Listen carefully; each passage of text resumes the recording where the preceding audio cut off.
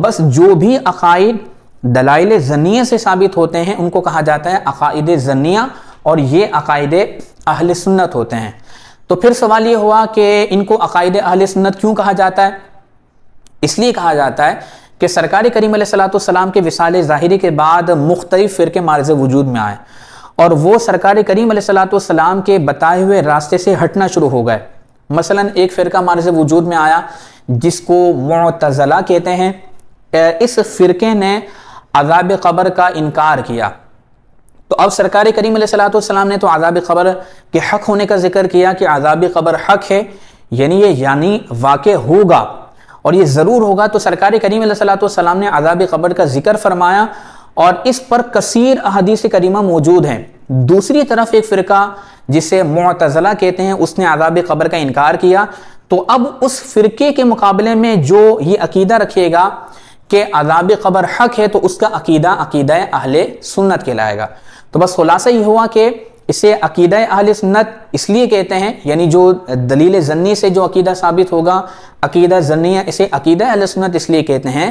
کہ سرکار کریم علیہ الصلوۃ والسلام کے وصال کے بعد بہت سارے فرقے معرض وجود میں آئے اور وہ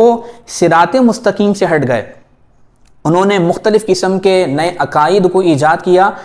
تو جو ان عقائد کو اختیار کرتے رہے وہ الگ الگ ہوتے رہے، اور جو نبی کریم صلی اللہ علیہ وسلم کے راستے پر رہے وہ حق پر رہے۔ تو ان فرق باطلہ کے مقابلے میں جو صحیح راستے پر ہیں، جو سرکار کے راستے پر ہیں، ان کو کہا جاتا ہے سنی، اور ان کے جو عقائد ہیں ان کو کہا جاتا ہے عقائد اہل سنت۔ تو یہ جو عقائد اہل سنت ہیں یہ نام اصل میں مختلف فرق باطلہ کے مقابلے میں رکھا گیا ہے، ورنہ یہ بھی احادیث سے ثابت ہیں، یہ بھی قرآن کی آیات معولات سے ثابت ہیں، تو یہ کوئی اور الگ عقائد نہیں ہیں۔ چونکہ سرکار کریم علیہ الصلوۃ والسلام نے غیبی خبر دیتے ہوئے ارشاد فرما دیا تھا کہ میری امت 73 فرقوں میں تقسیم ہو جائے گی، وَتَفْتَرِقُ أُمَّتِي عَلَىٰ 73 مِلَّةً كُلُّهُمْ فِي النَّارِ، کہ میری امت 73 فرقوں میں تقسیم ہو جائے گی اور وہ سارے کے سارے دوزخی ہوں گے، إِلَّا مِلَّةً وَاحِدَةً، سوائے ایک گروہ کے، یعنی 73 میں سے ایک گروہ حق پر ہوگا۔ تو صحابہ کرام نے پوچھ لیا یا رسول اللہ صلی اللہ علیہ وسلم وہ ایک گروہ کے جو حق پر ہوگا، جو جنتی ہے، وہ کون ہے؟ فرمایا ما انا علیہ واصحابی، جس پر میں اور میرے صحابہ ہیں وہ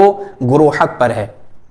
تو بس جو سرکار کے راستے پر ہے، جو صحابہ کے راستے پر ہے، یہ حق پر ہے اور یہ اہل سنت و جماعت ہے۔ تو بس خلاصہ یہ ہوا کہ عقائد اہل سنت جو کہا جاتا ہے یہ دیگر فرق باطلہ کے مقابلے میں کہا جاتا ہے، یہ دراصل عقائد ظنیہ ہیں، یعنی دلائل ظنیہ سے ثابت ہونے والے عقائد یہ عقائد ظنیہ ہوتے ہیں، انہی کو عقائد اہل سنت کہتے ہیں۔ تو ان کو عقائد اہل سنت دیگر فرق باطلہ کے مقابلے میں کہا جاتا ہے کہ جو نبی کے راستے پر ہے، جو صحابہ کے راستے پر ہے اور انہی کے عقائد کو اختیار کیا ہوا ہے، تو ان کے عقائد اہل سنت ہیں، اور جو دیگر فرق باطلہ ہیں جو ان عقائد سے ہٹ چکے ہیں، نبی کے بتائے ہوئے طریقے سے ہٹ چکے ہیں، تو وہ بدعتی اور گمراہ ہیں۔